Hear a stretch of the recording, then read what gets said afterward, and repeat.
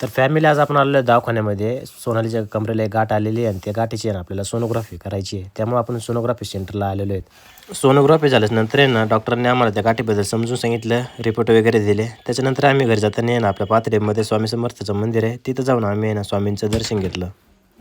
तर finally family आम्ही आलेलो आहेत घरी. तर सोनालीची सोनोग्राफी केलेली आहे. तिच्या कमरेला एक गाठ आलेली आहे आणि त्या गाठीचं आम्ही सोनोग्राफी करायला आज गेलो. तर रिपोर्ट वगैरे आलेले आहेत.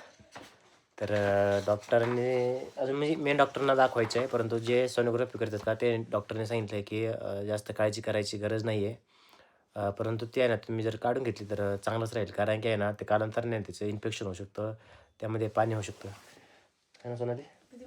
आणि पाहू शकता हे रिपोर्टमध्ये तुम्हाला दिसत असेल जे काळं काळं दिसते का ते गाठ आलेली आहे. आणि त्यांनी एक कारण सांगितले म्हणजे गाठ व्हायचं एक इंजेक्शनमुळं झालेलं असं असं म्हणजे त्यांचं एक म्हणणं आहे ना, डॉक्टरांचं म्हणणं आहे की इंजेक्शनमुळं होऊ शकते.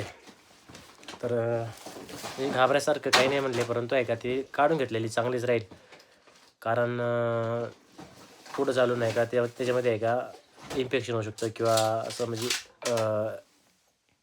रक्त वगैरे पाणी पाणी वगैरे होऊ शकतं असं म्हणले. आणि ज्यावेळेस वाकून काम करतो ना शेतामध्ये त्यावेळेस ती जास्त दुखते है ना.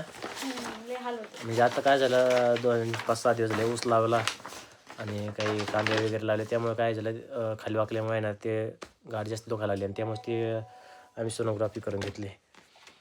तर आहेत रिपोर्टमध्ये सांगितलं का काढून घ्या म्हणत. पाहूया काढावं तर लागेलच, कारण की जास्त दिवस राहिलं का परत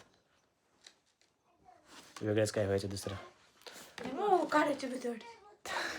पण हे म्हणते मला काढायची भीती वाटते. काढू कसं, पण काढलेलं चांगलं राहील. तर फायनली आजचा ब्लॉग इथंच थांबवतो.